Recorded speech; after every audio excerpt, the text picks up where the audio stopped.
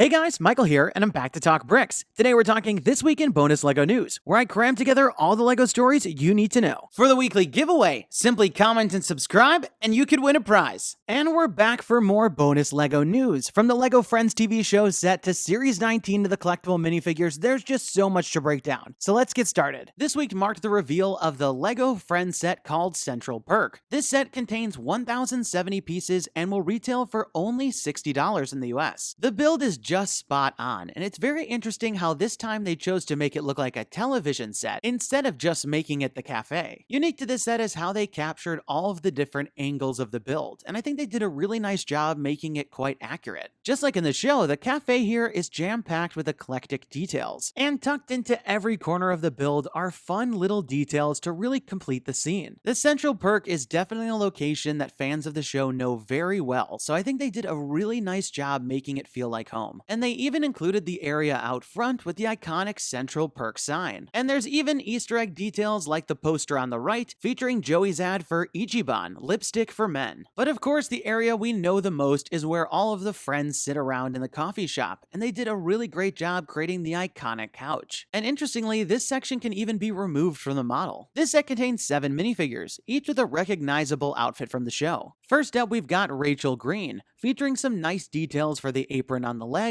as well as a tray to carry around that coffee cup. Though sadly, Rachel, like most of the women in this set, uses a reused face. Next up, we've got Ross Geller, and I think they did a really exceptional job capturing the character's likeness with that face print. Next up, we've got Monica Geller, who looks really nice with that print on the torso. And these clothing designs are definitely evocative of the time. Next up, we've got Chandler Bing, who has a nice torso print, as well as a brand new face print to capture the actor's likeness. After that, we've got Phoebe Buffay, who features a nice intricate print on the torso. And while this face seems to be a reuse, the alternate face for her singing is brand new. Next up, we've got Joey Tribbiani, who features a nice torso print and a really great new face print that definitely says, "How you doing?" And finally, we've got Gunther, who looks just great with that lime green torso. And while the face here is a reuse, I do believe his alternate expression is new. Overall, I think the designers did a really excellent job on this set, and getting a Central Perk set in general is just so exciting as a huge fan of the TV show. With over 1,000 pieces and only a $60 price tag, I think this one is an exceptional deal, especially if you're also a fan. And I think this set will sell really well when it comes out on September 1st. And if you'd like to order the set when it comes out, I'll leave a link in the description below. And speaking of new releases, thanks to a German online retailer, we got our first look at the LEGO Minifigures Series 19. There are 16 minifigures in total, so let's start breaking them down. First up, we've got the Dog Walker. This minifigure looks so nice with printing on the torso and the legs and even the hat. I love the new Bulldog and the brand new breed in the Dachshund, and they surprisingly even made a brand new piece for a present they left behind. Next up, we've got Fox Girl, which is another costume character. The new headpiece looks really nice, and that's even a new color for the chicken. And you may even recall seeing this character at the end of the LEGO Movie 2. Next up, we've got the Video Gamer, and this one definitely reminds me of some pre-existing major streamers that we see online. He features this great brand new piece for the controller, and his torso is covered in classic LEGO space references. You'll also recognize on the 2x3 tile for the video game another collectible minifigure from a previous series. After that, we've got the Monkey King. This one has a really cool, unique design with that brand new headpiece. And between all the gold, the printed detail on the torso and legs, and the fancy cape, this one definitely looks really cool. Next up, we've got the Bath Guy, who's a really silly character with the shower cap, the brush, and a brand new color for the rubber ducky piece. And I really like the fabric towel piece with the ducks. Next up, we've got the Coder Girl, who features a really nice face print as well as a cool print for a shirt tied around the waist. And if you're curious, on the torso, it actually says LEGO in binary. And her accessory includes a white laptop as well as a small build for a robot. Next up, we've got the Black Knight, who features that light skin that reminds me of a White Walker from Game of Thrones. The armor design is really nice as well, and it even features an Easter egg on the shield, which features a similar bat design to the old Fright Nights logo. Next up, we've got the Mountain Biker, and this one definitely takes advantage of the newer, larger bag size with that full mountain bike design in a brand new color. I really like the new headpiece piece for the helmet hair combo, and this one just features a fun bright color scheme with really nice prints. Next up, we've got the mummy, which features a much more detailed design than previous versions that we've gotten, and I really like all of that Egyptian detail. The other side of the face features the more traditional mummy design, and it looks like a female version of the previous mummy we've gotten in the collectible series. Next up, we've got the Firefighter, who features a design that looks very similar to ones we've gotten in LEGO City sets, except for this one features a new color for that bullhorn piece, as well as a new piece for the helmet hair combo. Next up, we've got the Explorer, which features a really nice new piece for the chameleon. There's a new color for the backpack piece, dual molded legs, and a really nice torso print. But I'm probably most excited about this figure because it looks mostly like a new version of the Johnny Thunder character, which is another fun Easter egg. Next up, we've got the Pet Owner, which features a brand new piece for the Flamingo, and I think this one looks really nice. The minifigure features some crazy colored elements, and I think this one's just pretty silly. Next up, we've got the Pizza Guy, featuring a recolored piece from the Watermelon Guy from the LEGO Movie 2 series. The pepperoni pizza design looks really nice, and I especially love the details printed onto the pants, and he's also got a nice sign promoting the deals. Next up, we've got the Rainbow Bear, which features a fun, colorful recolor of the Panda Bear minifigure we got in the original LEGO Movie minifigure series. There's a new color for the heart tile, and I really like the print on the curved tile for the rainbow. Next up, we've got the Intergalactic Bounty Hunter, which features a really fun design and an Easter egg for the original Blacktron series. While none of the parts may be new here, I really like this wanted poster, as it says built or broken instead of dead or alive. And this minifigure definitely reminds me of the Rinsler minifigure that we got in the Tron Legacy set. And finally, we've got the Rugby Player, with a nice print on the torso and legs, and that brand new ball piece, which I'm hoping we'll see recolored as a football piece sometime soon.